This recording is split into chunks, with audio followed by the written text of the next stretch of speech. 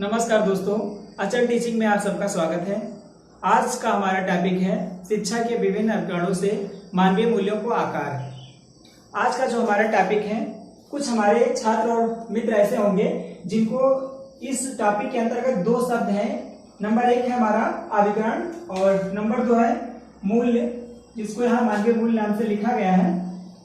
इसका अर्थ समझने में थोड़ी परेशानी हुई होगी अब तक के, तो आइए सबसे पहले हम जान लेते हैं अभिकरण और मूल्य क्या है। तो सबसे पहले हम देखते हैं जो हमारा अभिकरण है, इसको हम इंग्लिश में एजेंसी कहते हैं, एजेंसी कहा जाता है। और इस अभिकरण शब्द के लिए हिंदी के हम माध्यम,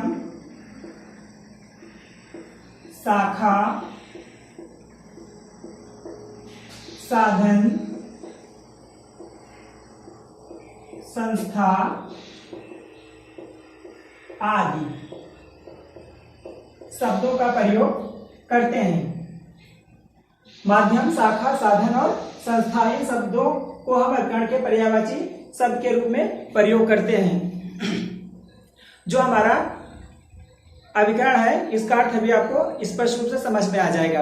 अगर हम बात करें शिक्षा की, शिक्षा को अगर हम एक व्यापक दृष्टिकोण से देखते हैं तो जितना भी हमारा पर्यावरण है वह सब शिक्षा का साधन ही है, क्योंकि शिक्षा मानव का विकास करती है और मानव हमेशा शिक्षा के माध्यम से कुछ ना कुछ सीखता रहता है। लेकिन शिक्षा के जितने भी साधन हैं, उन सभी साधनों में कुछ बहुत महत्वपूर्ण साधन है, जैसे हमारा परिवार, विद्यालय, व्यवसाय, मनोरंजन कार्य या रुचिकर कार्य, ये सब हमारे शिक्षा के साधन हैं। शिक्षा जो है वो मानव जीवन का विकास करती है। मानव हमेशा प्रतिदिन अपने अभिभावकों से, शिक्षकों से, मित्रों से, अपने मिलने वालों से, पुस्तकों से, न्यूज़पेपरों से, टेलीविजन से, रेडियो से इत्यादि कई साधन हैं जिनसे कुछ ना कुछ अनवरत सीखता ही रहता है। इसी शिक्षा के साधनों की व्यापकता को देखते हुए रेमंड महोदय ने कहा था कि केवल अध्यापक ही शिक्षक नहीं है, केवल स्कूल और विद्यालय ही हमारे शिक्षा के साधन नहीं है, क्योंकि कोई भी व्यक्ति या बालक किसी भी पर्टिकुलर व्यक्ति से कहीं भी सीख सकता है। इसलिए न तो अध्यापक केवल शिक्षा की श्रेणी में आते हैं और न ही विद्यालय और संस्थान शिक्षा के साधन के रूप में आते हैं। तो ये था हमारा अभिकरण। आप सीधे सीधे कह सकते हैं कि हम जिन जिन माध्यमों से कुछ ज्ञानार्जन करते हैं, सीखते हैं, वो सभी हमारे शिक्षा के अभिकरण और साधन कहलाते हैं। अब हम देखते हैं कि जो हमारा ये मूल्य शब्द दिया गया है इस टॉपिक के अंतर्गत, मूल्य क्या है। तो मूल्य को समझने के लिए ध्यान से सुन लीजिए, मैं क्या कह रहा हूं, आपको स्पष्ट रूप से समझ में आ जाएगा कि मूल्य क्या है। वह तत्व जो किसी भी वस्तु या व्यक्ति के अपेक्षित प्रतिष्ठा, उपयोगिता या कदर को प्रभावित कर दे, वह मूल्य कहलाता है। जैसे जब हमारा मूल्य या किसी भी व्यक्ति का मूल्य उसकी प्रतिष्ठा या कदर बढ़ा दे तो वह मूल्य कहलाता है। और मूल्य के अंतर्गत कई चीजें हैं जो आप कह सकते हैं कि ये सारी चीजें मानवीय मूल्य हैं, जैसे सत्य, अहिंसा, प्रेम, त्याग, करुणा, रोटी, कपड़ा और मकान, कला, साधन, कर्तव्य या हमारे मूल अधिकार इत्यादि, ये सब हमारे मानवीय मूल्य की श्रेणी के अंतर्गत आते हैं। इन्हीं मानवीय मूल्यों से हर व्यक्ति समाज में अपना पद, प्रतिष्ठा और कदर कायम रखता है, जिसके माध्यम से हम जानते और समझते हैं कि फला व्यक्ति बहुत ही मूल्यवान है या उसका जो चारित्रिक और नैतिक गुण है बहुत ही अच्छा है। और ये जो हमारा मूल्य होता है किसी भी बालक के 3 चीजों को प्रभावित करता है। यह मूल्यों का प्रभाव जो है वो 3 तत्वों के ऊपर पड़ता है। जैसे मान लीजिए यह कोई व्यक्ति है,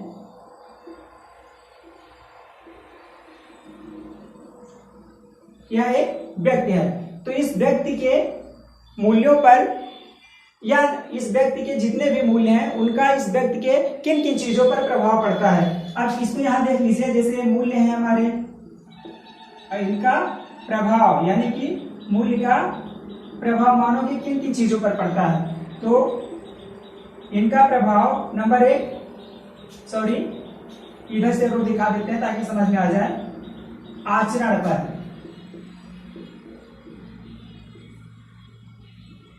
मानव के कार्य पर और मानव के व्यक्तित्व पर। यानी कि जितने भी हमारे मूल्य हैं उन सब का प्रभाव पहले तो मानव के आचरण पर पड़ता है, यानी कि उसके व्यवहार पर, फिर कार्य पर, उसके जो कार्य है उस पर, उसके व्यक्तिगत मूल्यों का प्रभाव पड़ता है, और ओवरऑल अगर देखा जाए तो व्यक्ति के व्यक्तित्व पर मूल्यों का प्रभाव पड़ता है। और जितने भी हमारे सत्य, अहिंसा, धर्म, कर्तव्य या इस तरह की और चीजें हैं, जैसे उठना, बैठना, बोलना, चालना, दूसरे के साथ व्यवहार, अपने कर्तव्य और अधिकार को जानना, ये सब हमारे मूल्य की श्रेणी में आते हैं। तो अब आइए हम पढ़ते हैं कि कौन कौन से ऐसे साधन हैं जिनके माध्यम से हम किसी भी मानव के मूल्य को बढ़ा सकते हैं। तो आइए अब हम देखते हैं कि मानवीय मूल्यों के विकास में जो हमारा परिवार और विद्यालय है उनकी क्या भूमिका है। तो सबसे पहले हम देखते हैं कि जो हमारा परिवार है उसकी क्या भूमिका है। नंबर 1 पे है पारिवारिक वातावरण को मूल्योन्मुख बनाना। तो परिवार के सभी सदस्यों का यह कर्तव्य है कि हम अपने परिवार के बालकों का और उनके साथ साथ सभी सदस्यों का प्रतिष्ठा और आदर और दूसरे की कद्र करने की ऐसी व्यवस्था करें ताकि उनके मूल्यों का विकास हो, किसी को किसी भी बात से ठेस न पहुंचे, दुख ना हो, किसी प्रकार का कोई कष्ट ना हो, तब वहां के बालक और सभी सदस्यों का मूल्योन्मुख विकास होगा। नंबर 2 सम्मान एवं सहयोग। परिवार में बालक को जन्म से या जन्म के बाद से कह सकते हैं आप, आराम से उनको सिखाना चाहिए कि हमें एक दूसरे का सहयोग करना है और उनके साथ मिलजुल कर किसी भी प्रकार के कार्य को संपन्न करना है। अगर ऐसा कोई बालक करता है तो ऑटोमेटिक एक दूसरे के प्रति उस बालक में सम्मान की भावना जागृत होगी। नंबर 3 मूल्य आधारित कहानियों से।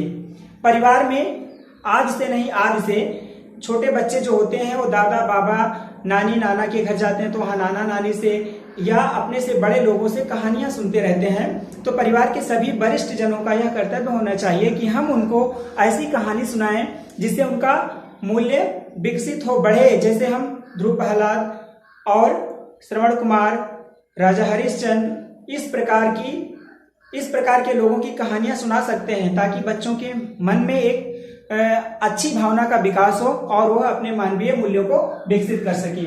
फिर नंबर 4 पे हमारा आदर्श प्रस्तुत करके। परिवार के सभी वरिष्ठ जनों का यह कर्तव्य है कि अपने से छोटे परिवार के सदस्यों या बालकों के सामने आदर्श प्रस्तुत करें, उनके सामने अपना आचरण इस प्रकार से प्रदर्शित करें कि बच्चे उसका अनुकरण करें और उस आदर्श से कुछ ना कुछ सीख कर अपने व्यक्तित्व में वो विकास ला सकें और उनका रहना, उठना, बैठना, बोलना, चालना, एक दूसरे के प्रति व्यवहार अच्छा हो। नंबर 5 चिंतन एवं विचार विमर्श। परिवार का हमारे माहौल ऐसा होना चाहिए जिससे बच्चे घर के सभी सदस्यों के साथ बैठकर और अपने हम उम्र के साथ बैठकर किसी भी बात पर, किसी भी मुद्दे पर अच्छे से बात विचार करें, चिंतन करें, सोचें कि हमें यह जो समस्या है, चाहे वो पढ़ाई लिखाई से संबंधित हो या अन्य किसी क्षेत्र से संबंधित हो, तो उस पे कैसे हम विजय प्राप्त कर सकते हैं, ये माहौल बनाना चाहिए, तब बालकों का मूल्य विकसित होगा। नंबर 6 संगति। तो कहावत भी है कि संगत से गुण होत है, संगत से गुण जाए। तो हमेशा माता पिता को ध्यान रखना चाहिए कि उनके बच्चों की संगति किस प्रकार के बच्चों से है।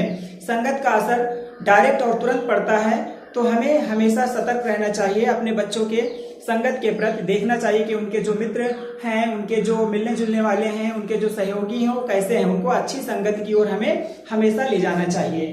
फिर नंबर 7 पे हमारा मूल्यों के प्रति आस्थावान बनाना। बच्चों को हमेशा मोटिवेट करते रहना चाहिए, क्योंकि बच्चे जो हमारे समाज में देखते हैं कि जो ज्यादा मेहनत करते हैं वो परेशान रहते हैं, जो मतलब गलत काम करते हैं, अनैतिक कार्य करते हैं, भ्रष्टाचार में संलिप्त रहते हैं, उनका मान सम्मान, पद प्रतिष्ठा समाज के अन्य लोग बहुत ज्यादा करते हैं। तो उनको इन सब चीजों से भ्रमित नहीं होने देना चाहिए, उन्हें बता देना चाहिए कि ऐसा कुछ नहीं बेटा, हमेशा सत्य की ही जीत होती है। तब उनको ये लगेगा कि नहीं, जो हम कर रहे हैं वो सही है और उनके मन में आस्था विकसित होगी कि हम मूल्य की ओर अग्रसर हों। तो और इसके अलावा परिवार में बहुत सारी चीजें हैं जिनके माध्यम से हम अपने बालकों का, बच्चों का मूल्योन्मुख विकास कर सकते हैं। जैसे उन्हें उठना बैठना सिखाना है, हमें अच्छे से एक दूसरे के साथ कैसा व्यवहार करना है ये सिखाना है, चोरी नहीं करना है, झूठ नहीं बोलना है, इत्यादि कई चीजें हैं जिनको हम आसानी से बताकर अपने और अपने से छोटे लोगों, अपने छोटे बच्चों का, परिवार के अन्य बालकों का मूल्योन्मुख विकास कर सकते हैं। अब आइए हम देखते हैं जो हमारा दूसरा प्रमुख साधन है शिक्षा का, उसके माध्यम से हम बालकों का मूल्योन्मुख विकास कैसे कर सकते हैं। नंबर 1 पे है संस्कृति का संरक्षण एवं मूल्यवान बनाना। तो जो हमारी संस्कृति है, जो हमारा कल्चर है, उसका संरक्षण विद्यालय में शिक्षा के माध्यम से ही किया जा सकता है। तो हम उसका संरक्षण करेंगे, जो हमारी संस्कृति संरक्षित होगी उसी से हम बच्चों को पढ़ाएंगे, बताएंगे कि हमारी संस्कृति ऐसी थी, हमें ऐसा व्यवहार करना चाहिए और हमेशा उन्हें अपनी संस्कृति को मूल्यवान बनाने के लिए प्रयासरत रहने के लिए कहेंगे। फिर वातावरण है, तो हमारे विद्यालय का वातावरण ऐसा होना चाहिए जहां सभी बालक एकदम से निर्द्वंद अवस्था में अच्छे से अपना अध्ययन जारी रख सकें, सहयोगपूर्ण वातावरण हो, एक दूसरे का अहित न सोचे बालक और पढ़ते लिखते समय एक दूसरे के साथ मित्रवत और बंधुत्व भावना के साथ व्यवहार करें। फिर जीविका, विद्यालय की हमारे शिक्षा पद्धति ऐसी होनी चाहिए जिससे बालक अपना विद्या अध्ययन करने के बाद जीविका कमा सके, वह अपने पढ़ाई के तुरंत बाद कुछ न कुछ व्यवसाय कर सके, तब जाके वह अपने कार्य में लगेगा और उसकी अपने प्रति और अपने लोगों के प्रति, समाज के प्रति आस्था बढ़ेगी। फिर नंबर 4 पे है कार्यक्रमों का आयोजन। तो विद्यालय का यह उत्तरदायित्व है कि हमेशा, चाहे वो राष्ट्रीय पर्व हो या किसी महापुरुष की जन्मदिन का अवसर हो या कोई ऐसा सांस्कृतिक कार्यक्रम हो जिसको हम सेलिब्रेट करते हैं विभिन्न प्रकार के पर्वों के अवसर पर, तो ऐसी चीजों और ऐसे कार्यक्रमों का आयोजन करना चाहिए। इन कार्यक्रमों के माध्यम से बच्चों में पश्चागामी क्रियाओं के माध्यम से हम ये सब कर सकते हैं और कुछ ना कुछ सीखते हैं, क्योंकि जीवन में उनको विभिन्न प्रकार की परिस्थितियों से गुजरना है, हर जगह उनको समायोजन करना रहता है। इसलिए बच्चे जो हमारे हैं वो अच्छे से इन कार्यक्रमों के माध्यम से सीखेंगे और उनका मूल्योन्मुख विकास होता रहेगा।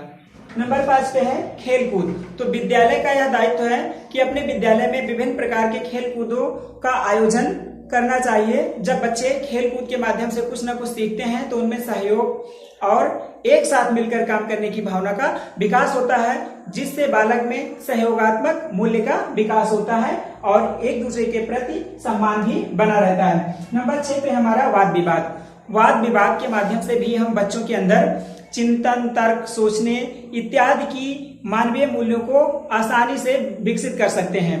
जब बच्चे इस वाद विवाद या कला की कोई प्रदर्शनी हो या विज्ञान प्रतियोगिता हो या विज्ञान उद्यान हो या भ्रमण हो, इस प्रकार के कई सारे पाठ्यगामी क्रियाओं के माध्यम से हम बच्चों का जो मतलब एक मूल्योन्मुख विकास है उसको आसानी से कर देंगे।